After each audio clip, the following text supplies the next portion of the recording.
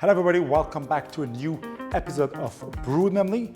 I'm Mehmet from Memli Coffee Lab. It's still summer, it's still hot, so today I'm going to show you how to prepare the perfect Cortado Frappe, Cortado Freddo, Iced Cortado, call it whatever you want to call it, focusing on the ingredients and on the simplicity, so you can reproduce that at home. For this recipe, we keep the same focus on the terroir and the quality of our ingredients. That's why we're going to use a very simple, easy to reproduce recipe at home. We're going to use a high quality coffee, ice, and oat milk. For the coffee, I'm opting for our El Salvador Los Pirineos Sudan Rume black honey process because you want something with some texture. You really want a medium to high body so that it can withstand with the milk and the ice. Use slightly bigger ice made with the same water or cleaner water. Here, don't worry, the ice is not going to melt. We're just going to use the ice to frappe the mixture, not to dilute it. We're not going to put ice on the cup. As you know, I'm not a big fan of ice on our coffees that cools down and just melt down and make a mess. Then for the milk, I'm using here oat milk or plant-based milk because we're not frothing the milk, so we don't need the characteristics of a whole fat milk, regular milk, in order to get a nice texture. The idea here is really to froth it and to shake it. And oat milk offers a nice alternative with a slightly more neutral taste so that you can taste more of the coffee. Remember, our objective is always to put the coffee taste, the coffee terroir, and those flavor intricacies first. Let's start with our recipe. So we're gonna use a double shot of espresso with slightly more intensity than usual. I often like a 1 to 2.3, 1 to 2.5 ratio with our roasting style, but here I'm going to use a 1 to 2 ratio. Straight 1 to 2 ratio is going to be strong if you have it as an espresso, but because you're going to shake it with ice and with water and with milk, it's going to kind of counterbalance the overall strength. And we will use 80 grams of oat milk cold and 40 grams of ice. All right, we have made our espresso using 20 grams of coffee in, 40 grams out in about 28-29 seconds. We have our 40 grams of ice. As you can see, it's only 2 medium-sized ice cubes. It's not too much.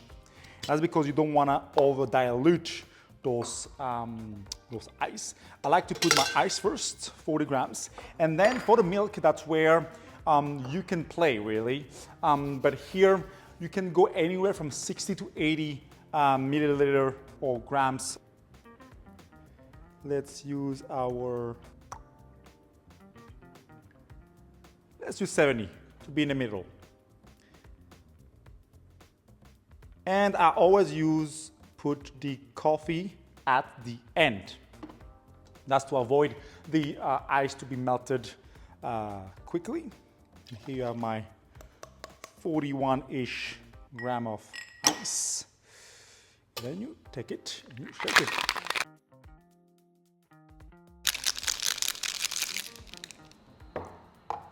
You still want to hear some ice. You don't want to melt all of them. And then you just strain it and serve it. Perfect.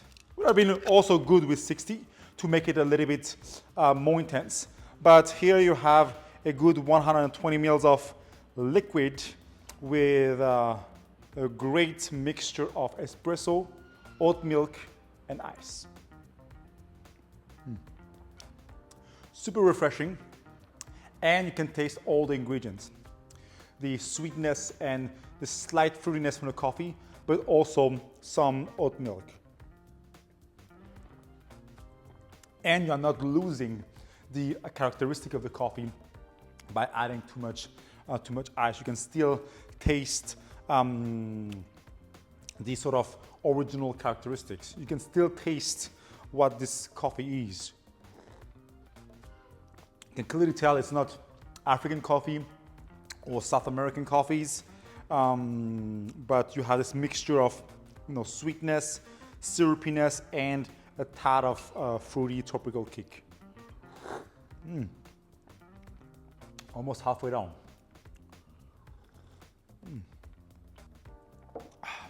Very refreshing, very creamy.